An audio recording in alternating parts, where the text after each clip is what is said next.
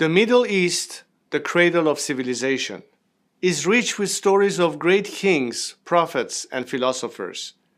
From Cyrus to Moses to Ibn Khaldun, our nations have given the world some of its greatest visionaries. Leaders like Anwar Sadat, King Hussein, Menachem Begin, King Faisal, and my father, too, took up the mantle of seeking peace for our people. But for 45 years, too many of us have been forced to live in fear.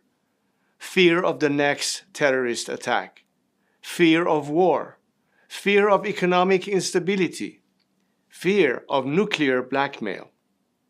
That's because 45 years ago, my country was taken hostage by a radical regime that seeks not only to keep my people in chains, but to export its revolution to your countries and your people.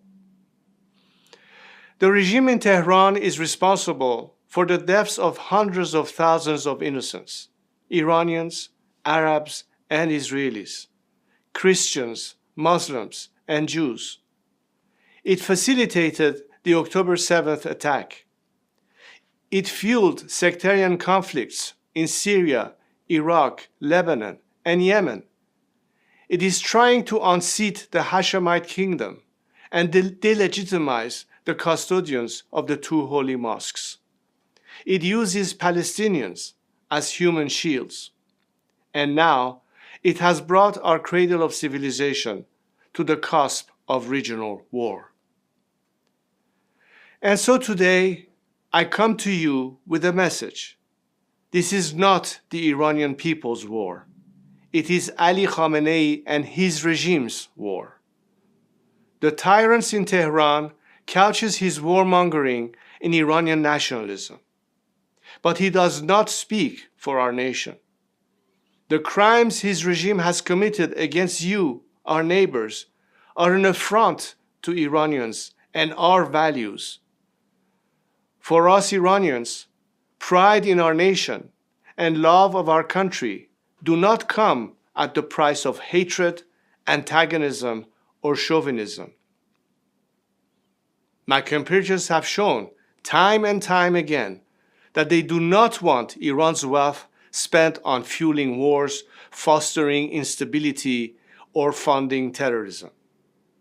Iranians are not your enemy. It is the Islamic Republic that is our common enemy, the enemy of all peace-seeking people in our regions, whatever nation they come from or whatever faith they practice.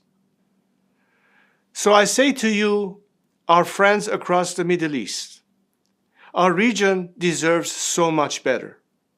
But in order to succeed, first, this regime that has held us hostage for nearly half a century must go.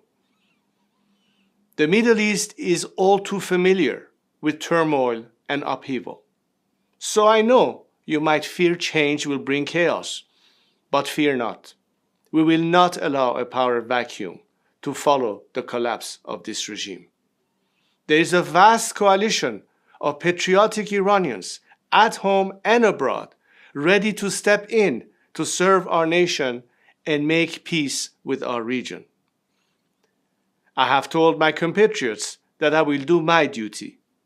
I will step forward at their call to oversee this peaceful transition to democracy and Iran's return to the community of nations.